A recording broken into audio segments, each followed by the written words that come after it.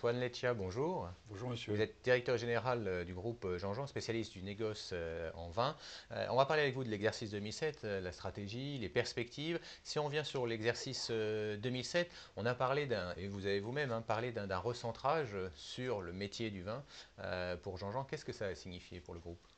Eh bien, nous avons, sur l'exercice 2007, donc sur le courant du deuxième semestre, nous avons cédé une partie de nos activités, qui était le pôle service, qu'on appelait Como Sud, qui était donc des services que nous apportions à la viticulture, pour une valeur d'entreprise de 7 millions d'euros, et qui a donc d'une part désendetté le groupe, comme on l'avait annoncé, et en même temps qui a permis de recentrer complètement le groupe Jean-Jean sur son cœur de métier, à savoir la production de vin, puisque nous sommes propriétaires de près de 500 hectares de vignes dans le grand sud de la France.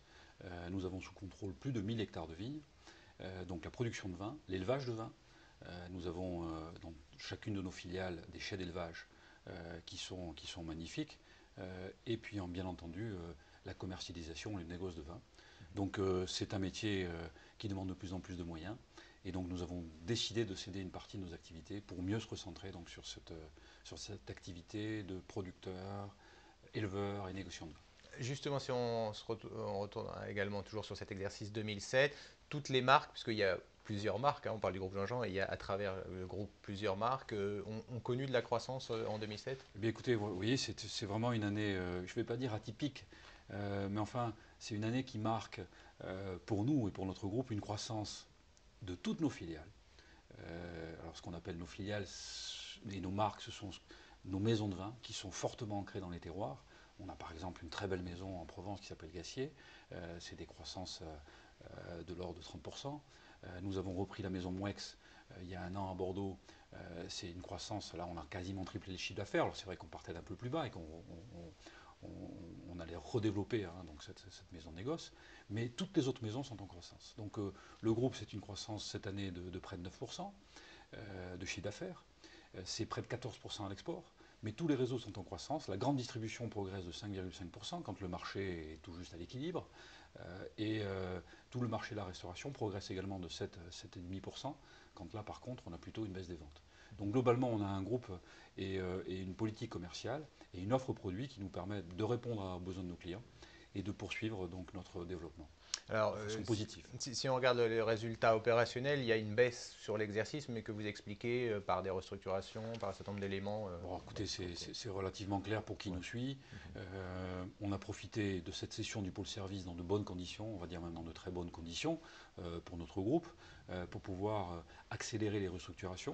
Vous savez en 4 ans, on a constitué, on est parti d'une entreprise qui était languedocienne à globalement un groupe qui a 6 filiales sur le grand sud de la France. Donc bien évidemment, il y avait encore des restructurations et des coupes à réaliser. On a profité de ces bons résultats pour accélérer ces restructurations qui sont maintenant derrière nous. Alors, on parle souvent de deux marchés, bien sûr, la France et l'export. Pour vous, l'export est fondamental. La France, est-ce que le marché s'est amélioré? On sait que ça fait des années que le marché est difficile. Est-ce qu'il y a un signe d'amélioration ou est-ce qu'on reste sur une tendance difficile sur France? Non, honnêtement, alors après, je ne sais pas s'il faut parler de tendance difficile. On va Oui. dire que c'est véritablement en France où on voit le plus l'évolution des modes de consommation. C'est un pays, donc c'est un des pays les plus forts consommateurs de vin au monde aujourd'hui, avec environ 33 à 34 millions d'hectos par an, hectolitres de vin qui sont consommés. Mais effectivement, plus ça va, plus les gens boivent moins, mais mieux. Donc il faut adapter bien Ça, entendu, c'est la tendance. c'est la tendance de fond, Mhm. et qui se traduit dans la réalité des différentes entreprises et du commerce des différentes entreprises. Quand on parle d'une de nos filiales qui est Jean-Jean en Languedoc, qui est à peu près 50% de notre activité, une partie de cette activité de Jean-Jean en Languedoc, ce sont des vins de table et des vins de pays, où on perd des consommations, des ventes de l'ordre de 10% par an. Et ça, c'est tout simplement de la consommation de ce type de vin qui diminue. Et à côté de ça, pour continuer à développer notre groupe, on doit avoir d'autres sources de croissance. Donc, c'est toute la transformation actuelle du groupe, ça, Et qui bien, est je en crois qu'on route? suit effectivement. Je crois qu'effectivement le groupe suit cette évolution de la consommation. Alors quand on dit qu'elle suit, on va dire qu'on la précède en ayant une vraie politique de développement, en ayant une vraie stratégie, et qui a été notre plan Parallèle 45 il y a 5 ans, et aujourd'hui notre plan 5e génération. Mhm. Donc ça veut dire concrètement une montée en gamme dans les différents segments que vous occupez, différents styles de Complètement, vin. complètement clair, Mhm. une montée en gamme voulue, et une montée en gamme renforcée par le phénomène naturel des choses. quand vous vendez moins de vin de table et que votre chiffre se développe, ça veut dire que vous vendez plus de vin haut de gamme. Et là, par contre, il y a une vraie politique volontariste, puisqu'on va accentuer nos efforts sur les vins haut de gamme, voire très haut de gamme, dans le groupe, au sein du groupe. On parlait de l'export. La concurrence la plus forte pour vous, est-ce qu'elle vient d'acteurs français, d'autres acteurs français, ou finalement de ces acteurs du Nouveau Monde? Il y a des Français d'ailleurs qui sont à l'international, très fortement à l'international. Elle vient d'où cette concurrence? Honnêtement, sur les pays du Nouveau Monde, on n'a pas véritablement une concurrence. Pour nous et pour la gamme de vins que nous revendiquons, on n'a pas une concurrence de vin qui est très forte.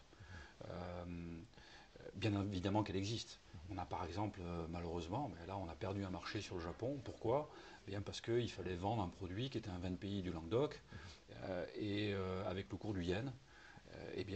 C'est un vin américain, et on comprend pourquoi, qui, pour être sous cette barre de prix, va prendre ce marché. Mais je veux dire, c'est vraiment très limité comme exemple. Sur les vins, on va dire des vins de terroir, des vins qualitatifs, des vins où on revendique une origine. Je pense que nos plus grands concurrents, ce sont plutôt les Espagnols, ce sont plutôt les Italiens, qui ont fait beaucoup d'efforts, qui ont déjà concentré leur viticulture et qui ont quelquefois plus de moyens, en moyenne en tout cas, que les opérateurs français. Alors C'est là où est la vraie compétition. vous avez fait, vous, un certain nombre de croissances externes, on le voit à travers les différentes marques. On sait que ça a été difficile, hein, c'est peut-être un des défauts du secteur en France, où on dit que les concentrations sont plus difficiles, d'autres sont allés voir du coup à l'international. Vous sentez que compte tenu justement de ce marché, hein, de cette évolution du marché, il y a peut-être une meilleure appréhension du besoin de consolider, de se renforcer en Je vais vous France? dire, je suis bien entendu. On perçoit bien que dans les entreprises, dans les milieux financiers, on voit bien qu'il y a des entreprises exsangues dont la seule solution, si elles ne veulent pas disparaître, c'est la cession. Mais on est dans un milieu qui est tellement intuitu personnel, dans un milieu qui est tellement lié encore aujourd'hui, à un relationnel entre quelquefois un client et un fournisseur qui est un fournisseur depuis des dizaines d'années, que vous avez beaucoup d'entreprises aujourd'hui qui tiennent vraiment par un fil. Et souvent des dirigeants qui ne s'en rendent pas compte. Donc j'ai quelquefois l'impression, si vous voulez, que finalement les entreprises quelquefois vont préférer rester pendues et se débattre plutôt que finalement passer le pas avant pour accélérer une session. Donc la réalité fait que les acquisitions sont très difficiles.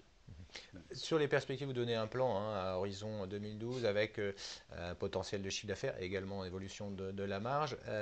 On parlait de croissance externe. Quels seront les autres éléments de développement justement pour y arriver?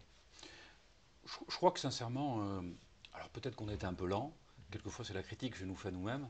La première étape, qui était notre plan par la L45, c'était de construire les fondamentaux d'un. En gros, c'était de construire une fusée. On a commencé par construire les boosters. Aujourd'hui, les boosters sont là et on ne demande qu'à vraiment développer et accélérer la croissance, ne serait-ce qu'avec les fondamentaux qui ont été construits. Nos filiales aujourd'hui, imaginez que la filiale bordelaise, c'est 10 millions d'euros de chiffre d'affaires.